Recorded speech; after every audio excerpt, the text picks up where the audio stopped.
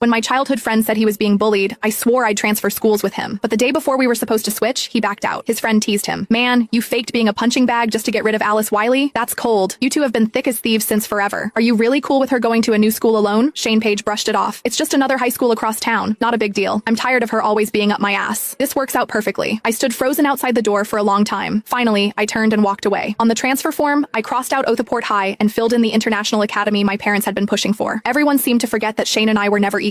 The moment I overheard the truth, my heart slammed against my ribs. In the past month, my childhood friend Shane Page had been feeding me stories of being jumped, framed, and humiliated at school. I threw myself into shielding him, but I couldn't block every blow. When it became unbearable, I suggested he transfer schools for a clean slate. That day, he was soaked from a bucket of ice water, his sharp cheekbones ghostly pale. He grabbed my hand, trembling. I can't face a new place alone. We'd been inseparable since kindergarten, walking to and from school together for over a decade. Deep down, I'd been nursing a quiet crush on him. So, in a rush of loyalty, I promised, "Don't worry, Shane, I'll go wherever you go." But standing outside that private room, I realized it was all a cruel ruse to push me out of his life. Does he hate me that much? Inside, his friend kept talking. Alice is crazy about you. What if she falls for someone else out there? Her? Shane scoffed, as if the idea was absurd. She is so loyal she'd take a beating for me and not even flinch. You think she'd ever stop loving me? His friend muttered. I don't know, but she doesn't seem like someone you mess with. No chance, Shane said lazily. Our school is full of rich kids, but has she ever given any of them a second glance? His tone dripped with disdain as he continued. She is always up my ass. It's annoying. The room burst into laughter, sharp and mocking. I wanted to run, but my feet felt rooted to the floor, forcing me to endure the humiliation. One guy clicked his tongue. First time I've seen someone push away a girl who is crazy about them. Respect, bro. But if you're sick of her, why not just tell her? She doesn't seem like the type to pester you. Shane frowned. She is too intense. Being straight with her wouldn't be that easy. He paused, then dropped the real bombshell. Besides, Esther gets all torn up whenever she sees Alice. She only feels okay when I'm there to hold her hand. I'm doing this for Esther's sake. Alice will just have to deal with it for a bit. It clicked like a puzzle snapping together. Shane started faking the bullying just a week after Esther Howell was transferred to our school. You sly brat. A new girl shows up and you're already whipped? Someone chuckled. But Esther has got that fragile, damsel in distress vibe. Guys eat that up. Unlike her, Alice is sharp and always has that icy glare that keeps everyone at arm's length. No matter how gorgeous she is, that's a tough sell. The others piled on, tearing me apart like sharks on a feeding frenzy. Shane didn't stop them or defend me. He even nodded along, agreeing with their jabs. My heart sank into a dark, throbbing abyss. For a fleeting moment, I wanted to knock down that door and demand answers. Why did he lie? Did he feel even a flicker of guilt watching me get hurt for him? Did our years of friendship mean nothing? But my mom's words echoed in my mind. Don't waste energy on pointless battles. People don't turn rotten overnight. In the end, I turned and walked away. The pain crept in slowly. I could have shrugged off a friend's betrayal, but Shane had crossed that line, blurring the boundaries between friendship and something more. That made the cut deeper. The day we agreed to transfer, he dragged me to a bar to celebrate our escape. The dim neon lights cast a hazy glow, and I couldn't tear my eyes off the guy I'd loved in secret for years. My heart raced, wild and untamed. When he leaned in to kiss me, I didn't pull away. Years of bottled up feelings surged, overwhelming me like a tidal wave. Unable to hold back, I asked, Shane, what are we now? He dropped a tender kiss on my forehead.